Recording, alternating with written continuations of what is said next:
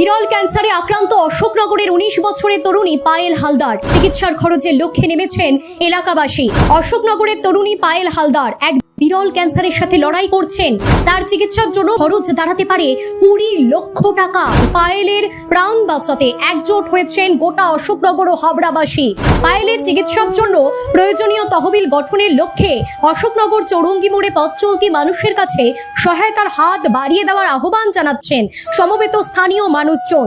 উদ্যোক্তা সঞ্জয় দাস জানিয়েছেন, আগামী মঙ্গলবার পায়েলকে উন্নত চিকিৎসার জন্য এয়ার অ্যাম্বুলেন্সে করে মুম্বাই নিয়ে যাওয়ার সিদ্ধান্ত নেওয়া হয়েছে।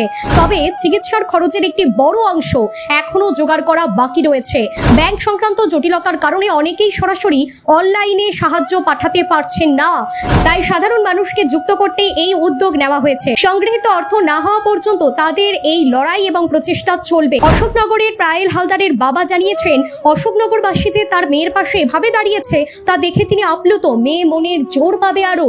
এখনো যদি কেউ সাহায্য করতে চান সেক্ষেত্রে কমেন্ট বক্সে দেওয়া রইল কিউআর কোড এবং ব্যাংকের ডিটেলস। এই অ্যাকাউন্টে আপনারা পাঠাতে পারেন অর্থ। এতে আমি কি বলবো, আমি এখন বলার মতো স্থিতিতেও নেই। তাছাড়াও আমি বলছি যে আমার মেয়ের ভাগ্য, ওর ভাগ্যের জন্য অশোকনগর হাবড়া সবাই এক হয়েছে, যার জন্য হয়তো মেয়ে আমার এই লড়াই জিতেও আসবে। ভাইয়ের আছে মোটামুটি যা আগে ছিল সেই একই রকমই আছে।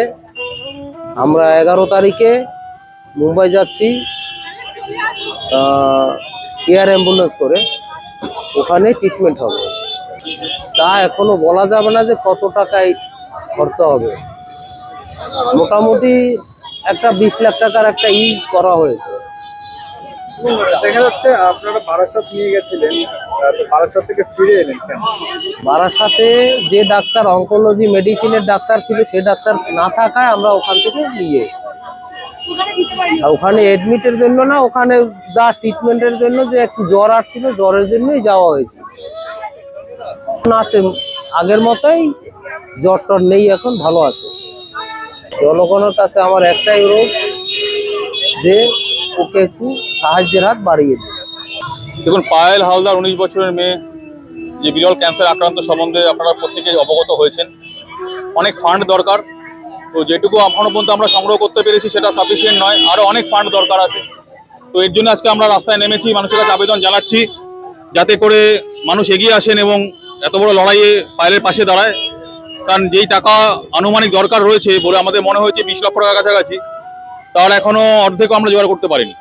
তো পায়েলের ট্রিটমেন্ট করাতে গেলে মুম্বাই নিয়ে যেতে হবে। আগামী 11 তারিখে আমরা মোটামুটি ব্যবস্থা করেছি।